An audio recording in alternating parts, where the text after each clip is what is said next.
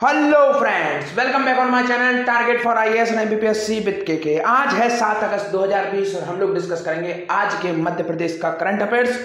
इसके अंदर हम लोग डिस्कस करेंगे आज बहुत कुछ, जैसे कि मध्य प्रदेश में फिर से लागू होगी भामाशाह योजना। क्या है योजना, क्या इसका प्रयोजन है, किन के ऊपर इसका इम्पैक्ट होगा।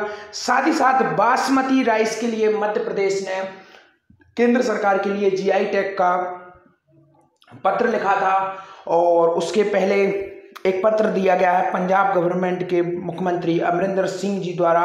तो बासमती की जीआई टैग के मामले में शिवराज सिंह ने अमरिंदर सिंह की निंदा भी की है। साथ ही साथ आज बाकरकर जो विष्णु बाकरकर अवार्ड है वह भी दिया गया है और भी बहुत कुछ हम आज की करंट अफेयर्स में डिस्कस करेंगे। तो दोस्तों, जो लोग इस वीडियो को पहली बार देख रहे हैं प्लीज चैनल को सब्सक्राइब कर दीजिए, बेल आइकन को दबा दीजिए। साथ ही साथ अगर आप इस लेक्चर की पीडीएफ प्राप्त करना चाहते हैं तो लिंक डिस्क्रिप्शन में आप वहां से इस लेक्चर की पीडीएफ प्राप्त कर सकते हैं। टेलीग्राम चैनल को ज्वाइन कर सकते हैं, वहीं पर आपको पर डे पीडीएफ मिल जाएगी। चलिए शुरू करते हैं हमारा करंट अफेयर्स बिना समय गवाए हुए।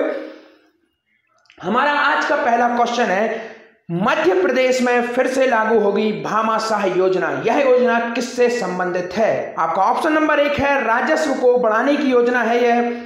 ऑप्शन नंबर 2 है ईमानदार कर जो दाता होते हैं उनको सम्मानित करने की योजना है। दोनों सही हैं या इनमें से कोई नहीं? इसका राइट आंसर है आपका दोनों सही है। जी हाँ, यह जो भामाशाह योजना है यह योजना संबंधित है राजस्व को बढ़ाने से, साथ ही साथ जो ईमानदार करदाता हैं उन्हें सम्मानित करने से भी यह संबंधित है। तो यह संबंधित है दोनों से। जी हाँ, और इसे दोबारा से शुरू किया जाना है।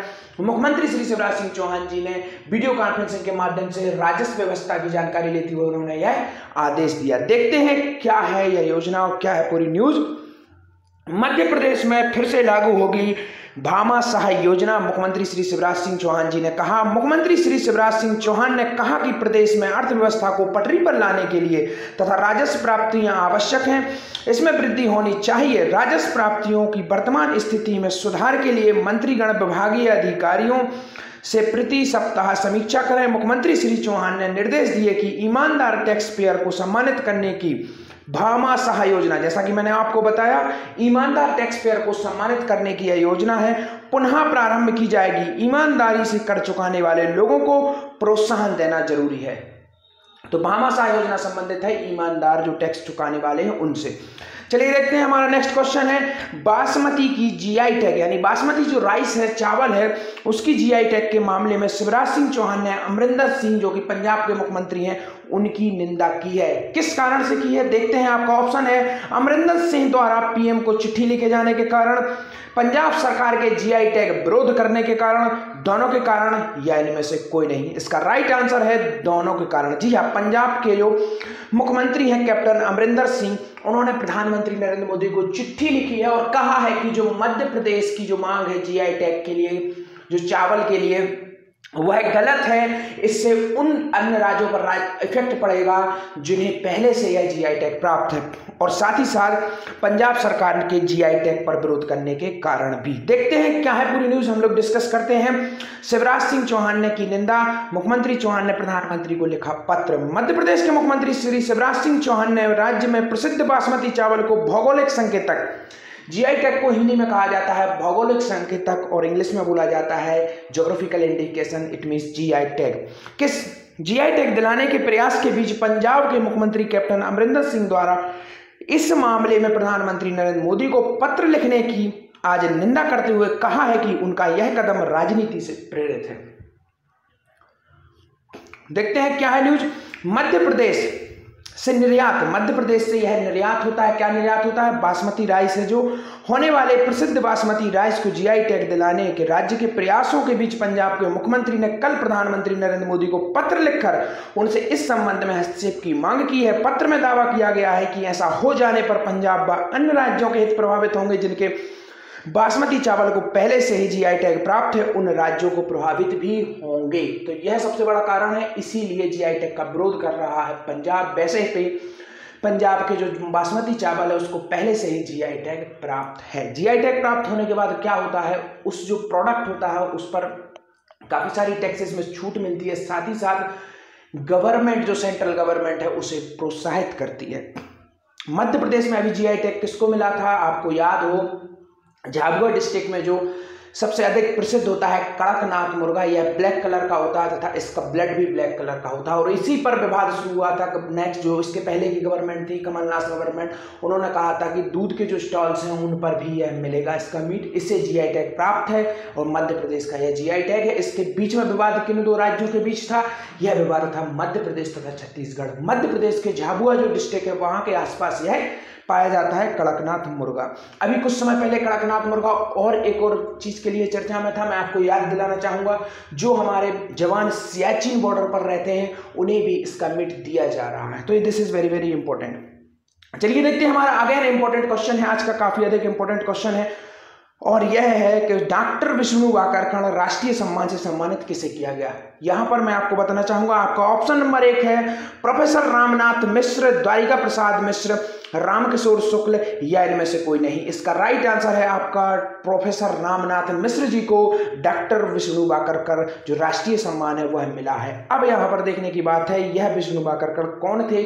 यह थे पुरातत्ववेत्ता और इन्होंने खोज की थी मध्य प्रदेश की भीमबेटका की। जी हाँ, भीमबेटका जो कि आद्य प्राकृतिक स्थल है जहां पर आदि मानव के साक्ष्य प्राप्त हुए हैं, विभिन्न प्रकार के चित्र प्राप्त हुए हैं और भारत का सबसे वृहद तथा विश्व का सबसे प्राचीन चित्रों में से एक है और इसे शामिल किया गया है यूनेस्को की विश्व धरोहर सूची में। कब इसे शामिल किया गया था? 2003 में। कुछ अन्य इंपॉर्टेंट स्थल हैं मध्य प्रदेश के जो यूनेस्को की विश्व धरोहर सूची में शामिल हैं, तो मैं आपको उनका भी जिक्र यहाँ पर करना चाहूँगा। जैसे कि आपका ये पहला हो गया भीमबेटका, इसके पहले 1989 में शामिल किया गया था आपका सांची को। इसके पहले सबसे पहले शामिल किया गया था 1986 में शामिल किया गया था आपका खजुराहो को। खजुराहो का निर्माण किसने किया था? चंदेल राजाओं ने कराया था 950 ईस्वी से लेकर 1050 ईस्वी के दरमियान। और सांची के स्तूप का निर्माण किसने कराया था? सांची के स्तूप का निर्माण कराया था अशोक ने, क्योंकि अशोक की ससुराल कहां पर थी? सांची में थी और वह यहां पर आपका जो अवंती है जिसे उज्जैन कहा जाता है, यहां पर वह गवर्नर के रूप में नियुक्त भी था। इसलिए अशोक का काफी गहरा संबंध है मध्य प्रदेश से। चलिए देखते हैं हमारा नेक्स्ट क्वेश्चन इसी से संबंधित। किसने इन्हें यह अवार्ड दिया है विष्णु वाकरकर प्रोफेसर रमेश को? संस्कृति मंत्री श्री उषा ठाकुर जी हैं की ओर से सुप्रसिद्ध पुरातत्ववेत्ता रामनाथ मिश्र को आज उनके लखनऊ स्थित निवास पर मध्य प्रदेश शासन के प्रतिष्ठित डॉक्टर विष्णु वाकरकर राष्ट्रीय सम्मान 2014-15 है, ये 2014-15 से नवाजा गया है। ऑनलाइन हुए इस पुरस्कार समारोह में इंदौर से मंत्री श्री सुश्री ठाकुर और भोपाल के सचिव संस्कृति शिवशेखर शुक्ल ने भी शिरकत की। तो यह जो कार्यक्रम था यह पूरा ऑनलाइन रहा है और उनके लखनऊ स्थित घर पर उन्हें जाकर दिया गया है, परंतु ऑनलाइन रूप से, वर्चुअल रूप से यह उपस्थिति रही है। चलिए, जैसा कि सभी को मालूम है, हम लोग डेली बेसिस पर आपसे पूछते हैं कुछ क्वेश्चन और हमारा आज का क्वेश्चन है आपका बिरहा तथा अहिराई कहाँ का लोक नृत्य है? काफी अधिक इंपॉर्टेंट है। बुंदेलखंड, बघेलखंड, निमाड़ या मालवा, किस क्षेत्र का यह है? मध्य प्रदेश के किस रीजन का यह है लोक नृत्य है? इसका आंसर आपको कमेंट बॉक्स में देना है। चलिए जरूर दीजिए, काफी इंपॉर्टेंट है ये। आते हैं हमारे नेक्स्ट पर। कल मैंने आप लोगों से क्वेश्चन पूछा था मध्य प्रदेश की राजधानी भोपाल किस वर्ष डिस्ट्रिक्ट बना था, किस वर्ष जिला बना था? इसका राइट आंसर है आपका 1972। जी हाँ, इसके पहले यह सीहोर की एक तहसील हुआ करती थी, परंतु बाद में से डिस्ट्रिक्ट बनाकर राजधानी बनाया गया था 1972। इसके पहले भोपाल के पहले राजधानी क्या थी? नागपुर थी, अब विभाजित मध्य प्रदेश की राजधानी।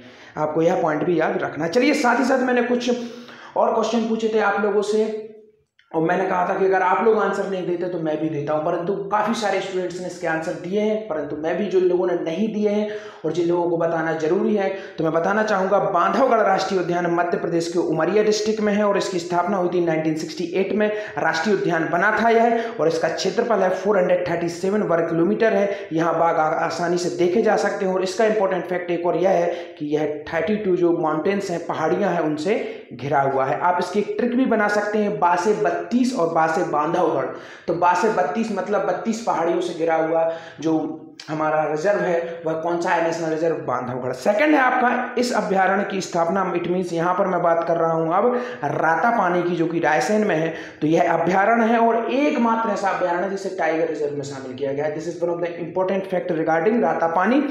तो इस अभ्यारण्य की स्थापना हुई थी 1976 में, इसकी स्थापना हुई थी रायसेन से संबंधित एक और इंपॉर्टेंट फैक्ट आपको बताना चाहूंगा कि जो तितली पार्क, जी हाँ, मध्य प्रदेश का प्रथम तितली पार्क भी रायसेन में स्टेब्लिश किया गया था। सेकंड तितली पार्क इंदौर में स्टेब्लिश किया गया है। चलिए देखते हैं। इसके अलावा एक और है वन विहार, काफी इंपॉर्टेंट है, यह भोपाल में है और यह 1979 में से स्टेब्लिश किया गया था। चलिए आते हैं हमारे काफी इंपॉर्टेंट फैक्ट्स जो कि हम लोग डेली बेसिस पर डिस्कस करते हैं। इसमें आज मैं आपको बताऊंगा बुंदेलखंड के कुछ प्रसिद्ध लोक नृत्य, जिसमें आपका कौन कौन से नृत्य हैं जो बुंदेलखंड में किए जाते हैं। तो आपका सबसे पहला है राई। जी हाँ, इसकी जो नर्तकी होती है उसे बिड़नी कहा जाता है, तथा इसके साथ में जो ढोल मजीरा बजाता है उसे ढोल मजीरा वादक भी कहा जाता है। काफी इंपॉर्टेंट है ये नृत्य। इसके बाद आता है आपका कन्नड़ा, यह भी मध्य प्रदेश के बुंदेलखंड रीजन का ही है। सहरा, यह भी बुंदेलखंड का है। बधाई भी बुंदेलखंड का है। ढिमराई भी बुंदेलखंड का है और रास भी बुंदेलखंड का। आप